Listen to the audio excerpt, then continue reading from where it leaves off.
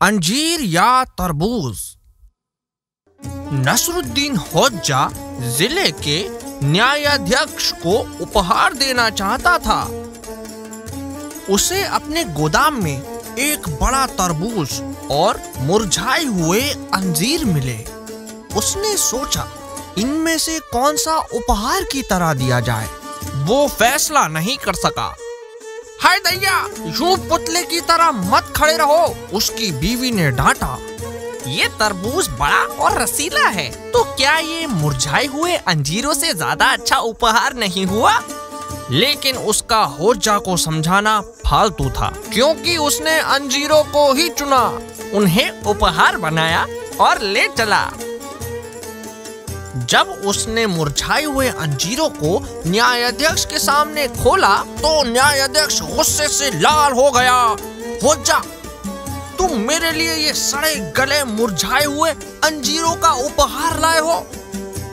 फिर वो अंजीरों को उठाकर एक एक करके होज्जा के सिर पे फेंकने लगा। हर बार अंजीर के पड़ने पर वो धन्यवाद कहता। अंजीर उसके सिर पर पड़ रहे थे। धन्यवाद, धन्यवाद, अरे धन्यवाद प्रभु। होज्जा, तुम भगवान को धन्यवाद क्यों कह रहे हो? मैं तो ये उपहार तुम्हारे सिर पे फेंक रहा हूँ। अजी महाशय, आप नहीं जानते मैं कितना भाग्यशाली हूँ मेरी पत्नी की बात ना मानकर। वो तो मुझे अंजीरों की जगह ताजा बड़ा तरबूज लाने को कह रही थी। अगर मैं उसकी राय मान लेता तो आप ये तरबूज मेरे सर पे मार के मेरा सर फोड़ चुके होते।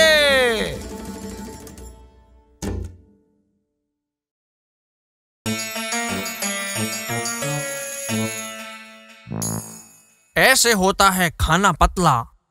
एक गांव वाले ने नसरुद्दीन होज्जा के लिए एक तोहफे में खरगोश खरीदा।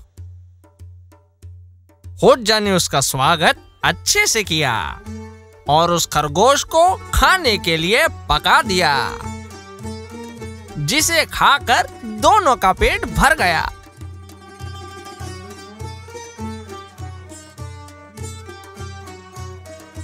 अगले दिन उस गांव वाले के रिश्तेदार आए। हम उस आदमी के रिश्तेदार हैं जो खरगोश लेकर आया था। खाने को तो कुछ नहीं बचा था, लेकिन होज्जा ने बचे हुए खरगोश का सूप बना लिया। सूप पीकर सबका पेट भर गया। लेकिन तीसरे दिन और रिश्तेदार आ गए और अब होज्जा की मेहमान नवाजी का मजा लेने उन रिश्तेदारों के भी रिश्तेदार आने लगे। होज्जा ने उन्हें बैठने को जगह दी और कुछ देर बाद गर्मा गर्म पानी लाकर उनके प्यालों में परोस दिया। अरे ये क्या है? उस गर्मा गर्म पानी को देखकर वो सोच में पड़ गए। ये क्या हो सकता है? मेरे प्यारे दोस्त के रिश्तेदारों के प्यारे रिश्तेदारों, ये जो गर्म पानी आपने अपने प्यालों में पिया है वो उस खरगोश का था जो हमने पकाया था।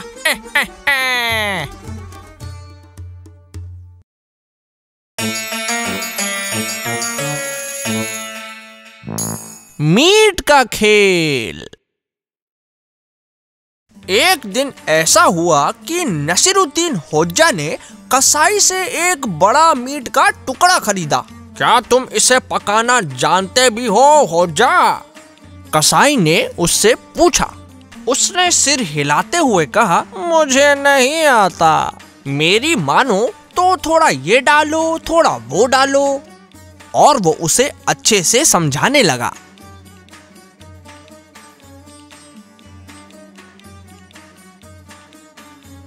होज्जा ने बड़े ही ध्यान से सुना और तो और सब कुछ एक कागज पे लिख लिया ताकि कुछ न भूले। जब वो गधे पर सवार होकर अपने घर जा रहा था, तभी एक चील उसके हाथों से मीट का टुकड़ा छीन लेती है।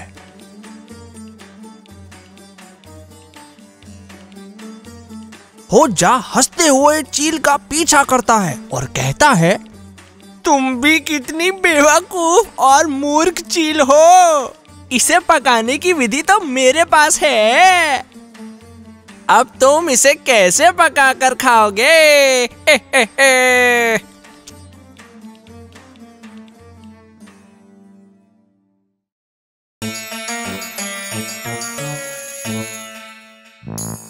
विशेष प्रयोग।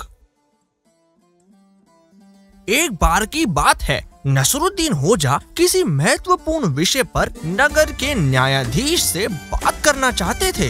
जब उसने उसे अपनी सवारी पे देखा तो उसे तुरंत आवाज लगाई, महोदय, मुझे आपसे कुछ जरूरी बात करनी है।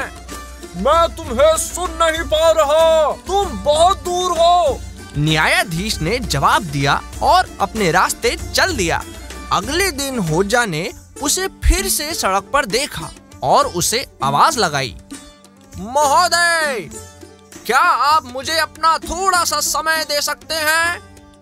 माफ कीजिए, आपको इतनी दूर से नहीं सुन पा रहा। न्यायाधीश ने फिर से जवाब दिया और तेजी से चला गया। तीसरे दिन होजा ने कुछ सोचा और इधर उधर भागते हुए नगर में जोर जोर से चिल्लाने लगा।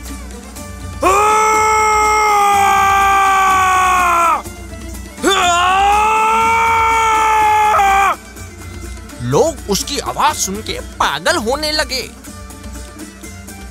उन्होंने न्यायाधीश से शिकायत कर दी।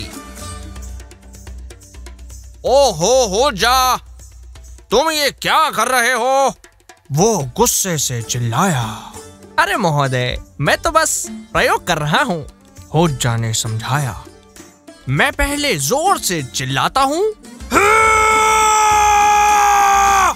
फिर अपनी आवाज से आगे निकलने की कोशिश करता हूँ। इस तरह मैं पता लगा सकता हूँ कि मेरी आवाज कितनी दूर तक सुनाई देती है, ताकि मुझे पता चल सके कि कितनी दूर से मेरी आवाज आप तक पहुँच सकती है।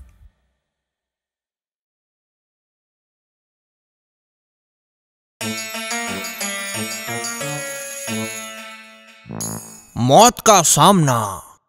एक शाम नसरुद्दीन होज्जा अपने दोस्तों को चाय पे बुलाता है। जैसे जैसे समय बीतता है, सभी दोस्त एक दूसरे को डरावनी कहानियां सुनाकर डराने लगते हैं। एक बार घर जाते समय मुझे लुटेरों ने रोक लिया। एक ने कहा,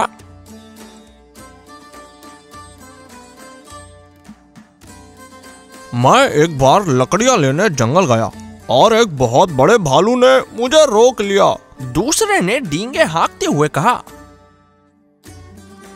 अरे जो भालू तुमने देखा वो उस खून पीने वाले राक्षस के आगे कुछ भी नहीं था, जिसे मैंने अपने पैरों से कुचल दिया। तीसरा जोर से बोला,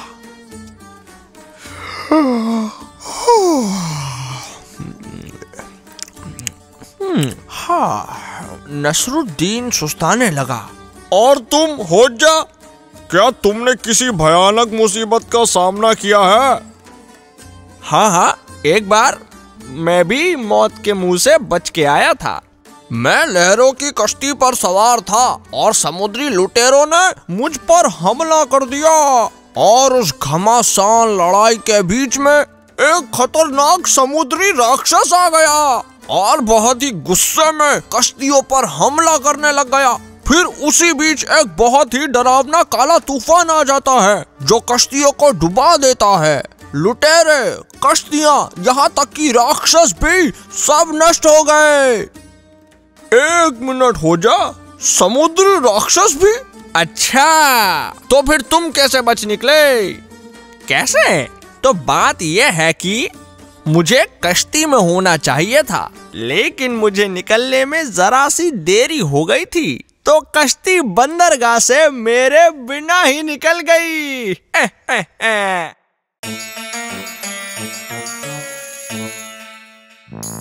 कैसी मेहमान नवाजी। एक बार नसरुद्दीन होज्जा किसी दूर शहर में गया। वो एक मिठाई की दुकान पे रुका। तुम बताओ मुझे क्या लेना चाहिए? उसने दुकानदार से पूछा, अगर मैं तुम्हारी जगह होता तो मैं सब लेता। दुकानदार ने मिठाइयां दिखाई, लेकिन वो एकदम से हैरान हो गया क्योंकि होज्जा ने मिठाइयों को फटाफट खाना शुरू कर दिया था। दुकानदार को गुस्सा आ गया। उसने बेलन उठाया और होज्जा को डांटना शुरू कर दिया। अच्छा अच्छा ठीक है भैया, तुम परेशान मत हो, मैं खुद ही सब कुछ खा लेता हूँ।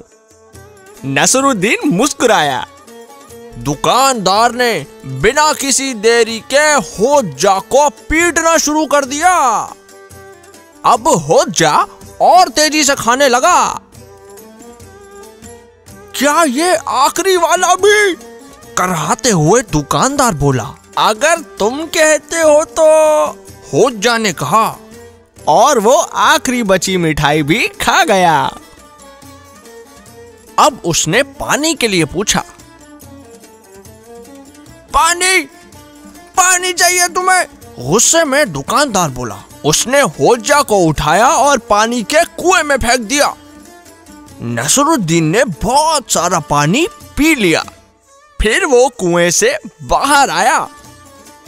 उसके बाद वो दुकान में वापस गया, पूरा भीगा हुआ। मेहमान नवाजी के लिए शुक्रिया मेरे दोस्त। अब तो मैं हर किसी को तुम्हारी बढ़िया मिठाइयाँ, तुम्हारा बढ़िया पानी और तुम्हारी मेहमान नवाजी के बारे में बताऊंगा।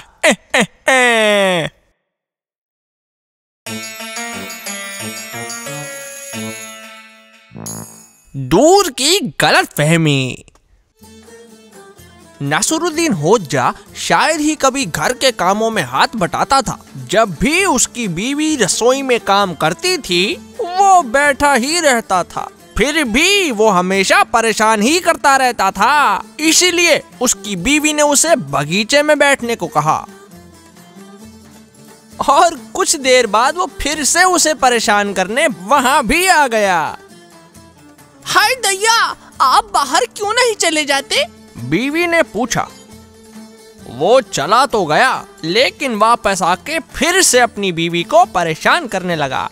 हाय दैया, आप थोड़ा दूर क्यों नहीं घूम के आते नसरुद्दीन? वो तिल मिलाई। होज्जा उठा और अपने गधे पर सवार होके आगे बढ़ा। वो 2 कदम चला, फिर 10, और इस तरह कर करके महीने बीत गए। दिन से रात और रात से दिन हो गया। एक दिन उसे अपने शहर का आदमी मिला, जो दुनिया घूमकर वापस आ रहा था। आपसे मिलकर कितना अच्छा लगा। होज्जा खुशी से मुस्कुराया।